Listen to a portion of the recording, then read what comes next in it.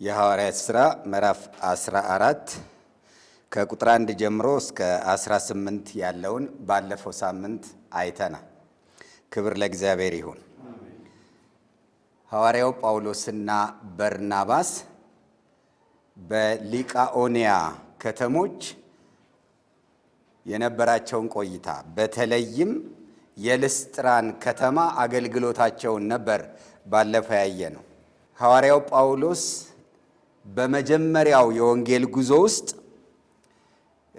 ሶስተኛ መዳረሻቸውን ነው ያየነው።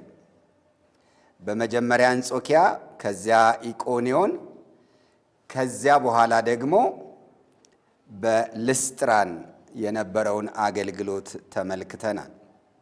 በልስጥራን የገጠሙት አሕዛብ ናቸው።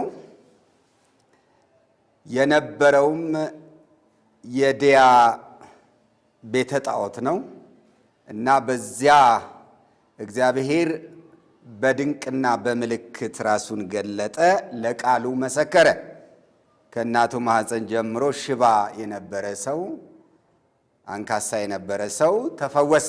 በዚህ የተነሳ ባላቸው የአሕዛብ ልማድ መሰረት የአገሩ ሰዎች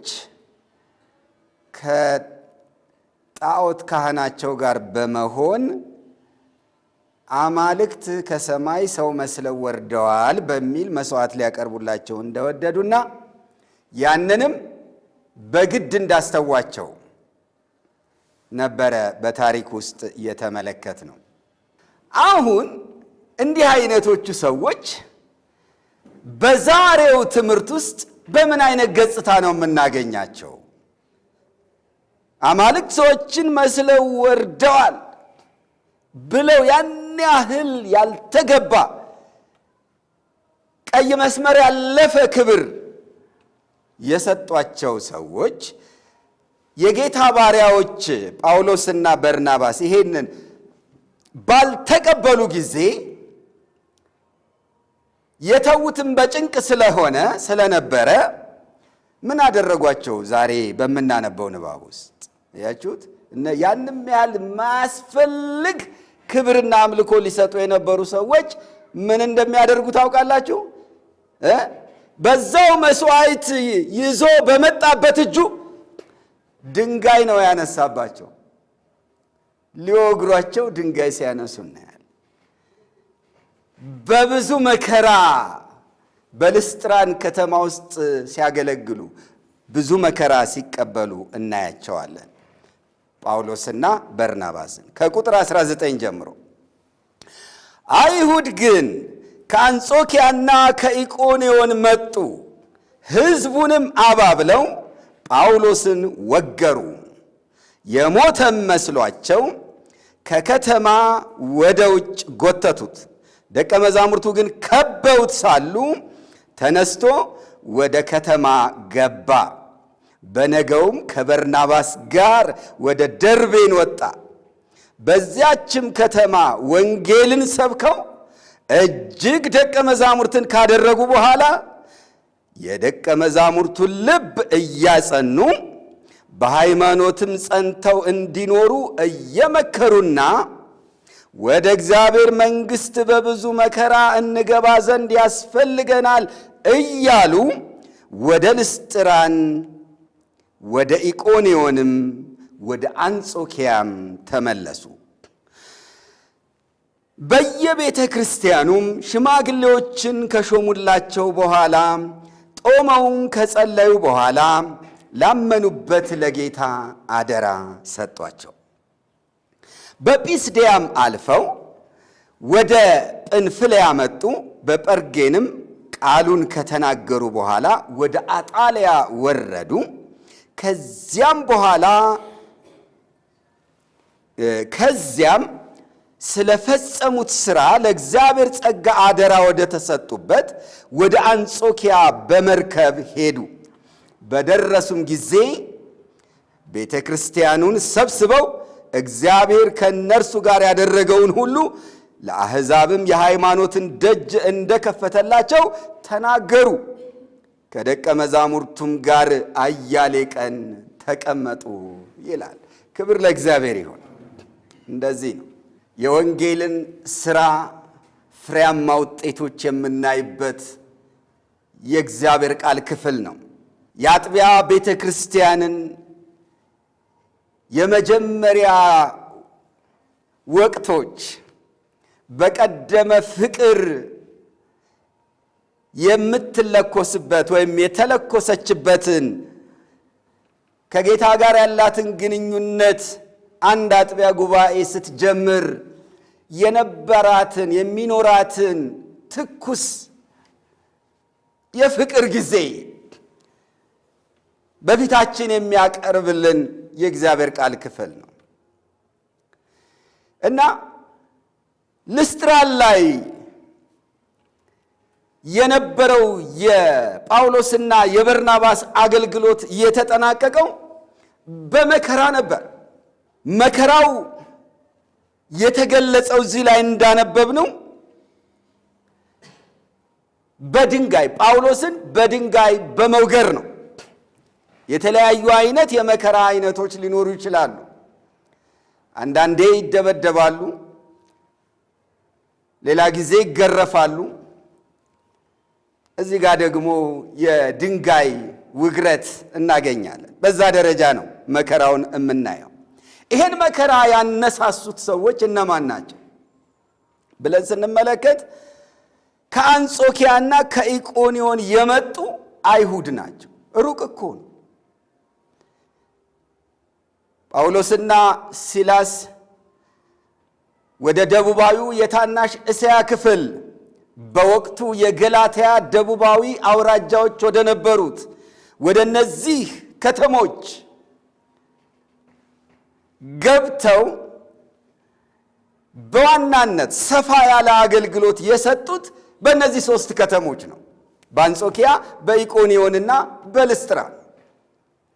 በእነዚህ ከተሞች መካከል ያለው ርቀት ቀላል የሚባል አይደለም። ከ150 ኪሎ ሜትሮች በላይ ነው እና የጳውሎስና የበርናባስ አገልግሎት በአንጾኪያ ይታወቃል፣ በኢቆንዮን ይታወቃል። ወደ ምኩራብ ገብተው ኢየሱስ ክርስቶስን ገልጠው በማስተዋወቅ የመዳን ወንጌልን እንዴት ሰብከው እንደነበረ ያውቃሉ። የሚያስከትለውን የሚያስገኘውንም ውጤት አይተዋል። በተለይ በአንጾኪያ በሁለተኛው ሰንበት ከተማው በሙሉ ከጥቂቶች በቀር ነው የሚለን እንዳለ መጥቶ ከሐዋርያት ጋር እንደሆነ ብዙ ሰው እንዳመነ አይተዋል። የአንጾኪያዎቹ ልምድ አላቸው። እዚያ ስደት አስነስተው ከአንጾኪያ አስወጥተዋቸዋል። እንደውም የእግራቸውን ትቢያ አራግፈው የወጡበት ከተማ አንጾኪያ ዘጲስድያ ነው። አሁን ልምዳቸውን በማሳደግ የማሳደድ ልምዳቸውን በማሳደግ ወደ ኢቆንዮን መጥተው ታስታውሳላችሁ። በዚሁ ምዕራፍ መጀመሪያ ላይ የወንድሞችን ልብ ሲያነሳሱ እንመለከታለን። በኢቆንዮንም ቢሆን የነበረው ነገር እንደዛው አይነት ነው። ተመሳሳይ ልምድ ያላቸው ሰዎች ናቸው። ከዚያ ይልቅ በኢቆንዮን እንደ ቀድሞ ወደ አይሁድ ምኩራብ ገብተው ከአይሁድና ከግሪክ ሰዎች ብዙ እስኪያምኑ ድረስ ተናገሩ። ያላመኑት አይሁድ ግን የአሕዛብን ልብ በወንድሞች ላይ አነሳሱ፣ አስከፉም። ስለዚህ ሁለቱም በየፊናቸው የማሳደድ ልምድ ያላቸው ናቸው ማለት ነው። አንጾኪያዎችም ከራሳቸው አሳደዋቸዋል፣ የኢቆንዮን ሰዎችም ከራሳቸው አስወጥተዋቸዋል። አሁን የሆነው ምንድን ነው? እነዚህ ያላመኑት አይሁድ ተባበሩና እስከ ልስጥራን ድረስ መጡ። ለምን? ልስጥራን እንደነሱ አይነት አይሁዳውያን ብዙ የሉም። የሆነ የእግዚአብሔር እምነት ያላቸው ሰዎች የሉም። በእኛ ላይ የመጣ የጸጋ ወንጌል አገልግሎት ነው የሚል የእኛን እምነት የሚሻማ ነው ብለው ለአይሁድ እምነት ጠበቃ ሊሆኑ የሚችሉ ሰዎች ልስጥራን አለ ብለው አላሰቡ። ስለዚህ ሊገርም እኮ ነው። ከዛ በፊት አይሁዳዊ እምነታቸውን ለማስፋፋት እኮ ልስጥራን መጥተው አያውቁም።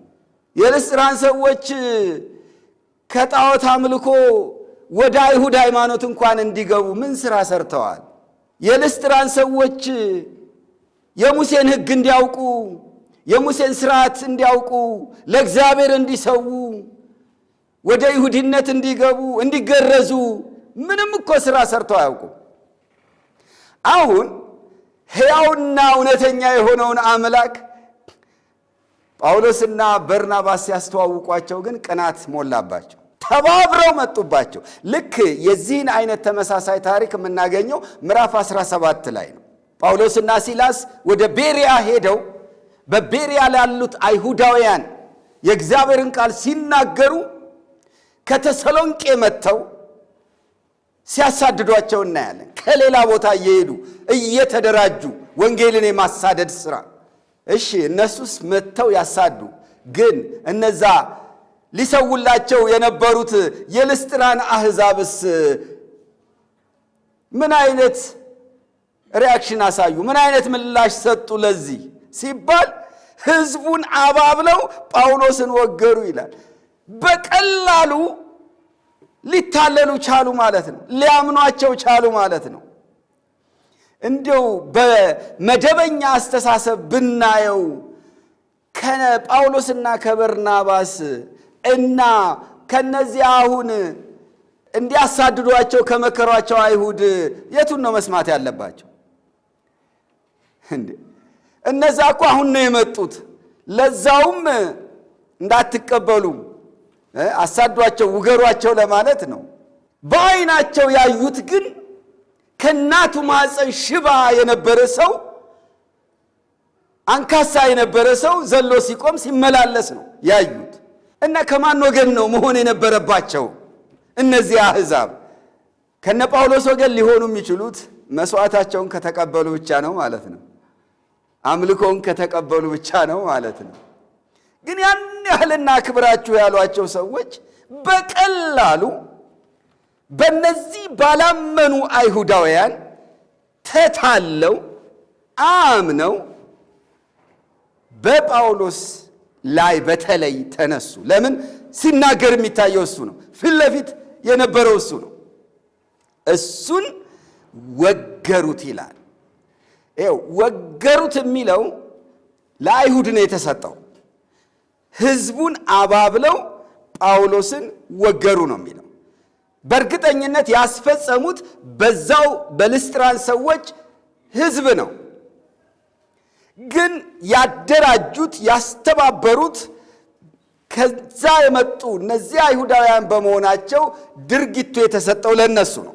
እንግዲህ አይሁድ በውግረተ እብን የሚያምኑ በድንጋይ ውግረት የሚያምኑ ናቸው። ብዙ ጊዜ ያው በብሉይ ኪዳንም አንዳንድ ሕጎች ስላሉ ስለዚህ አጠፋ ብለው የሚያስቡትን ሰው እንደዚህ ነው የራሳቸው የሆኑትን ሰዎች።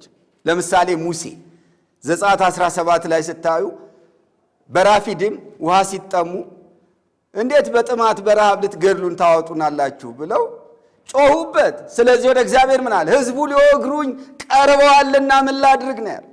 በመሪዎቻቸው ጌታ በሰጣቸው አገልጋዮች ላይ ድንጋይ ያነሱበትን ሁኔታ የምናየው ገና ከምድረ በዳው ነው። ከዛ በኋላ ብዙ ታሪክ አለ። ዳዊትም በአንድ ወቅት ላይ ሊወግሩት ተነስተውበት እንደነበረ በዙሪያው ያሉት ሰዎች ታሪኩ ያስነብበናል።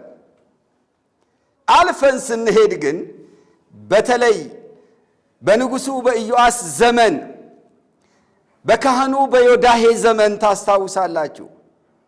የዮዳሄ ልጅ ዘካርያስ ከእግዚአብሔር ዘንድ የተቀበለውን ቃል የተግሳጽ ቃል በቤተ መቅደስ ውስጥ በተናገረ ጊዜ እዛው መቅደስ ውስጥ በድንጋይ ወግረው ገለውታል። ይሄ እንግዲህ የሚያሳየን ምን ያህል አይሁድ ከድንጋይ ጋር የተያያዘ ታሪክ እንዳላቸው።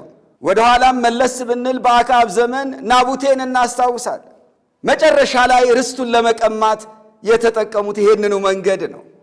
ኤልዛቤል ጾም ጸሎት እንዲታወጅ ምናምንቴ ሰዎች እንዲመሰክሩበት አስደርጋ በመንፈሳዊ ልባስ በመጨረሻ ተወግሮ ይሙታል። እንደዛ አስገደሉት። ገድሎ ለመውረስ ተነሳ። ስለዚህ በብሉይ ኪዳን ታሪኮች እንደዚህ አይነት ንጹሐንን በድንጋይ ወግሮ የመግደል ታሪክ አይሁድ አላቸው። ጌታ ኢየሱስ ክርስቶስን በተመለከተ ከአንዴም 2 ጊዜ ሊወግሩት ድንጋይ አንስተው እንደነበረ በዮሐንስ ወንጌል እናነባለን። በተለይ አምላካዊ ክብሩን በሚናገርበት ጊዜ አብርሃም ሳይወለድ እኔ አለሁ ሲላቸው ዮሐንስ 8 ቁጥር 59 ላይ ወዲያውኑ ሊወግሩት ድንጋይ ያነሱ ነው የሚለው። እንደዚህ መለኮታዊ ክብሩን ሲገልጥ ምዕራፍ 10 ላይ እኔና አብ አንድ ነን ሲላቸው በቃ እንደዚህ መለኮታዊ ክብሩን ሲናገር ከቁጥጥር ውጭ ነው የሚሆኑት። ሊወግሩት ደግመው ድንጋይ ያነሱ ይላል ዮሐንስ 10 ቁጥር 31 ላይ። ሐዋርያው ጳውሎስ አሁን አይሁድ በድንጋይ ቢወግሩት ወይም ቢያስወግሩት የመጀመሪያ ሰው አይደለም። ለነገሩ እሱስ ማን ሆነና እስጢፋኖስ በድንጋይ ሲወገር የገዳዮችን ልብስ ሲጠብቅ አልነበረም? እየተወገረ ትዝ ይለው ይሆን? የሰማዕትህን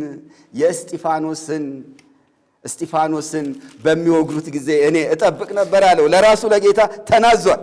በኋላ ላይ ምዕራፍ 22 ላይ ቁጥር 20 ላይ የሰማዕትህንም የእስጢፋኖስን ደም ባፈሰሱ ጊዜ ራሴ ደግሞ ባጠገባቸው ስቆም ተስማምቼ የገዳዮችን ልብስ እጠብቅ ነበር አልሁ ይላል።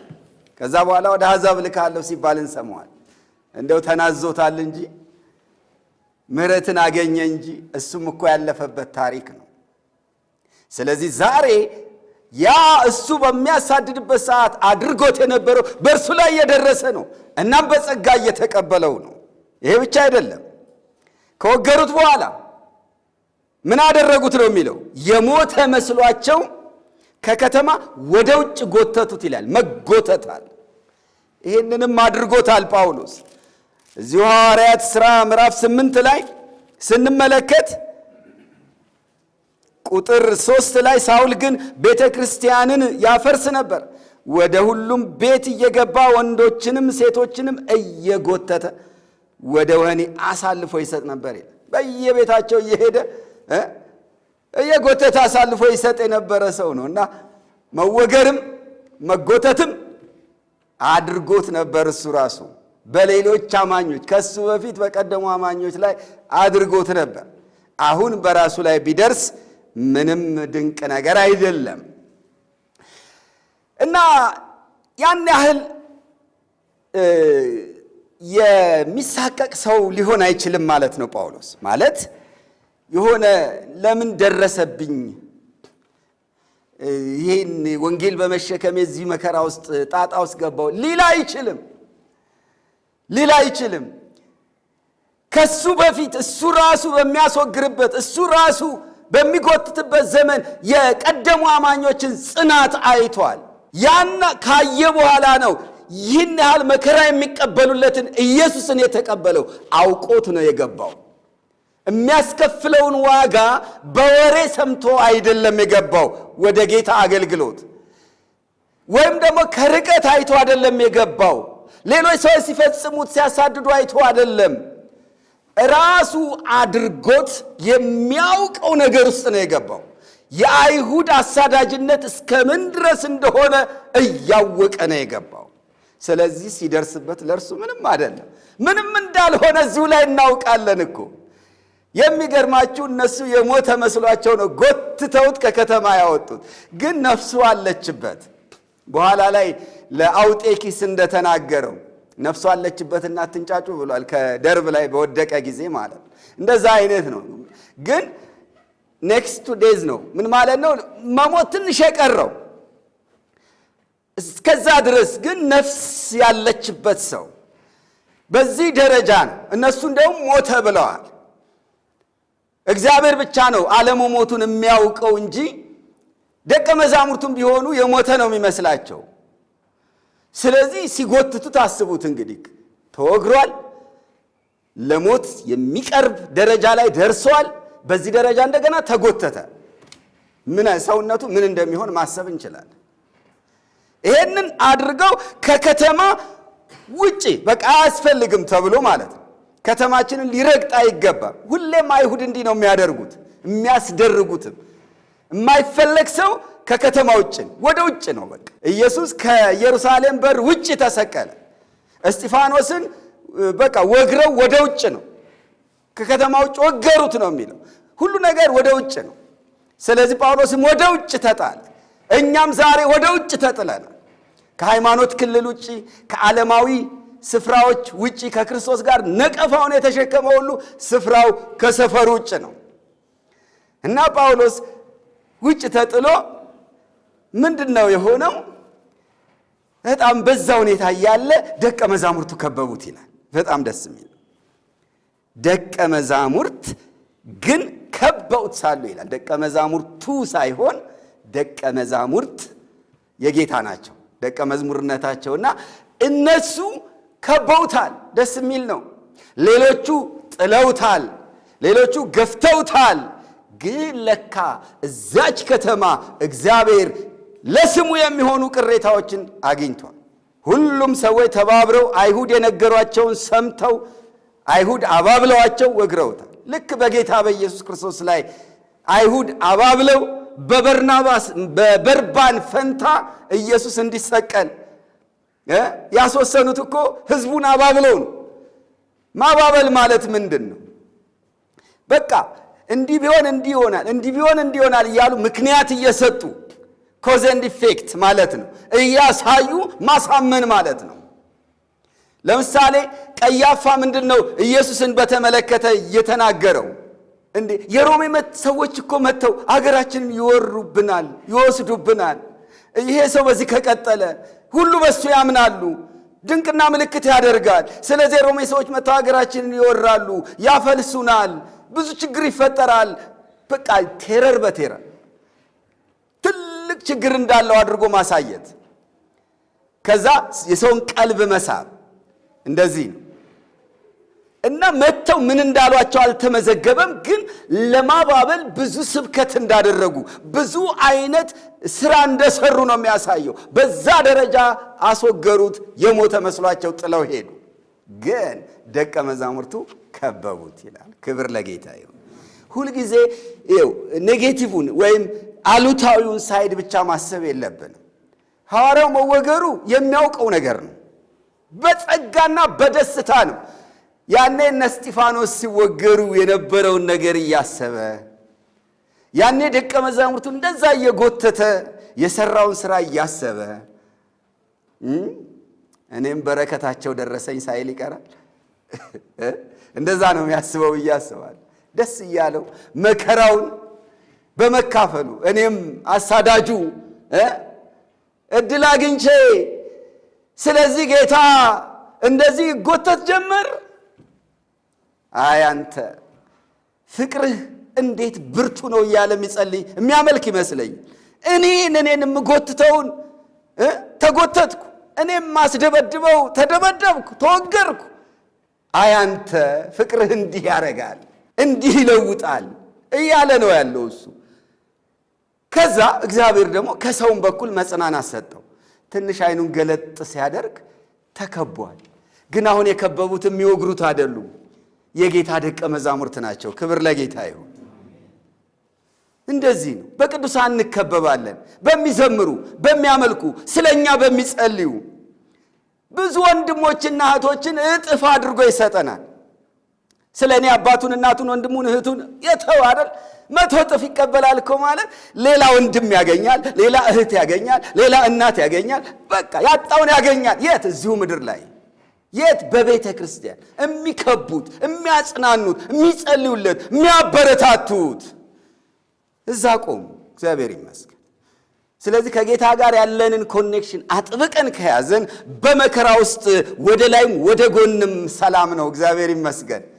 ከጌታ ጋር በደስታ ከቅዱሳንም ጋር በደስታ ነው። በኋላ ምንም እንዳልቆጠረው የምታዩት ምንድነው? ወዲያውኑ ተነስቶ ወደ ከተማ ገባ ይላል። አይገርም? ምንም አይደለም ለሱ፣ በቃ ላይፉ ነው። እስቲ አሁን እዛው የተወገረበት ከተማ 3 ከተማ ተባብሮ እኮ ነው የወገረው። በቃ ባጭሩ ከአንጾኪያ፣ ከኢቆንዮን፣ ከልስጥራን ሁሉ ተሰባስቦ ነው እዛ የተወገረው። የማይፈለግ ተደርጎ ነው ከከተማ ውጭ የተጣለው። ግን ተነሳ። እግዚአብሔር አበረታው፣ ወደዛው ከተማ ገባ። በቃ እንደዚህ በጌታ ላይ ባላቸው መደገፍ እግዚአብሔር እሱ ካልቆረጠው ሕይወትን ሰዎች ማስቆም አይችሉም። ሐዋርያው ጳውሎስ ይሄ አገልግሎት እኮ ገና በመጀመሪያው የወንጌል ጉዞ ላይ ነው አይደል እንደ ይሄ መከራ የገጠመው። ከዚህ በኋላ ገና ጌታ ስንት እቅድ አለው በሱ ላይ። ሁለተኛው የወንጌል ጉዞ አለ፣ ሶስተኛው የወንጌል ጉዞ አለ፣ ከዛ ታስሮ ወደ ሮም መሄድ አለ፣ ከዛ ተፈቶ እንደገና ያገለግላል። አስቡት። ከዛ በኋላ መጨረሻ ላይ ነው ሁለተኛ ጢሞቴዎስ ሲጻፍ በመስዋዕት እንደሚደረግ ሕይወት ይሰዋል ያለው። እግዚአብሔር ገና ብዙ እቅድ አለው። ስለዚህ የእግዚአብሔር እቅድ በእኛ ሳይፈጸም ጌታ ኢየሱስ በእኛ የጀመረውን ሳይፈጽም የልስጥራን ድንጋይ ምንም ሊያደርገን አይችልም።